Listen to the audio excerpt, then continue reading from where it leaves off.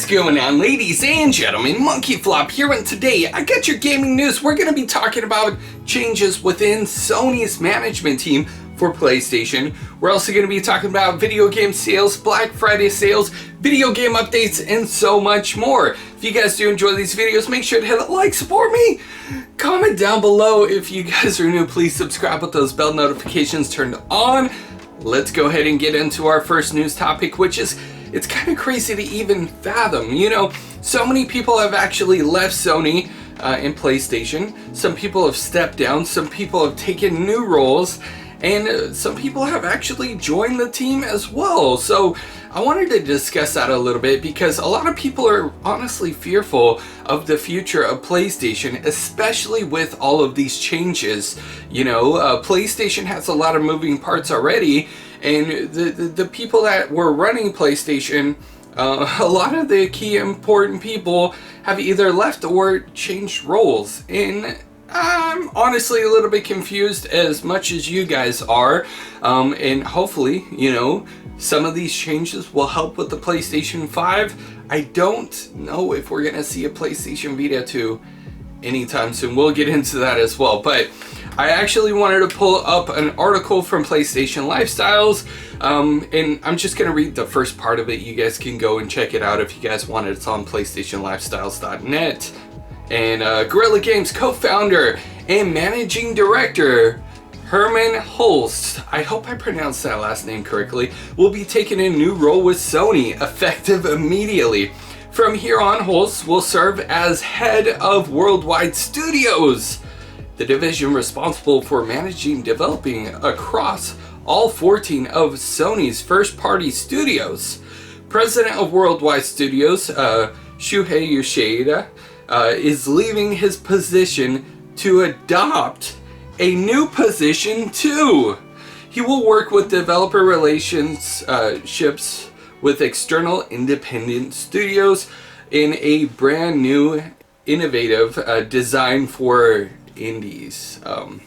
So I just wanted to read that first part to you guys because if you guys watched my last video where I went over the deals and offers of the week, I think either Monday or Tuesday, I talked about this, and Gio actually left PlayStation. He said that last week was his last week at PlayStation, and I know him as the indie guy. He had a lot of roles, he had a lot of different hats, but one of the things that he dealt with a lot was with the indie developers, and you know, now they're putting somebody else in charge. Shuhei was a legend. He was the one responsible for a lot of what PlayStation had going on. He really supported the PlayStation Vita, so there was still hope for the PlayStation Vita 2. But now, I don't know where this guy's head is. I don't know where his direction is.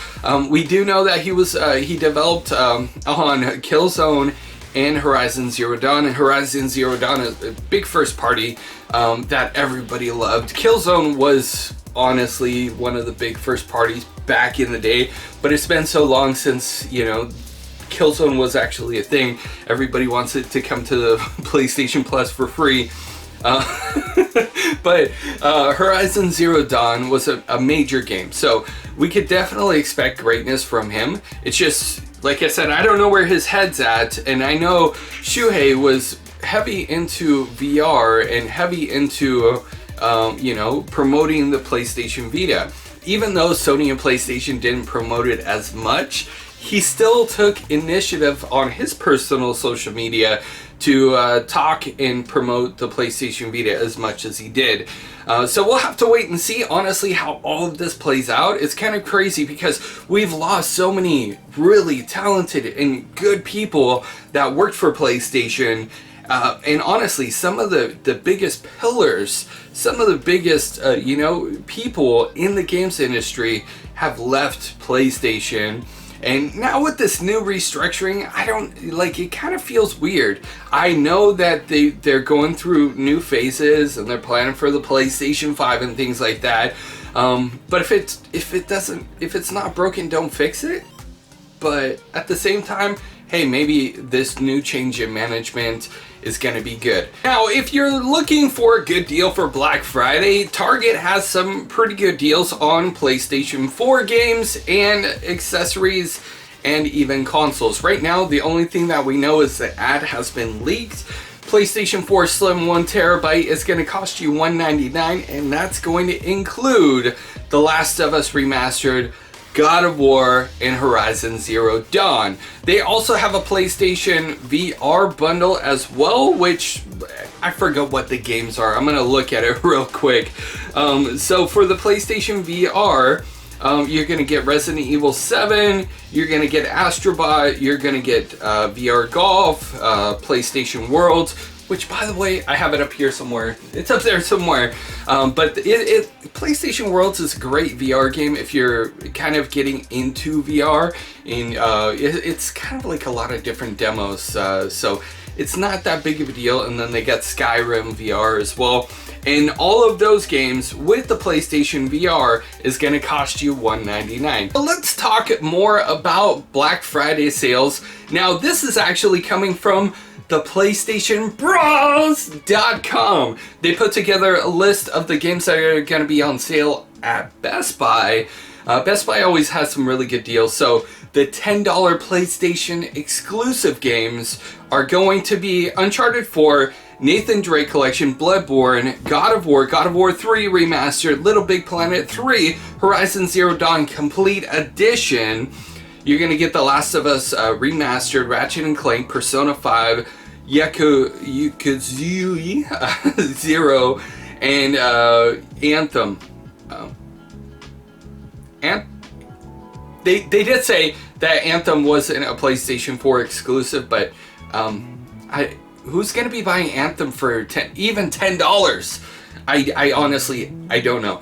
And then they have $15 titles. I'm getting ahead of myself. $15 titles. Resident Evil 2 Remake. We got Marvel Spider-Man Game of the Year Edition, which, yes, I definitely recommend if you guys have not played that game. It is amazing.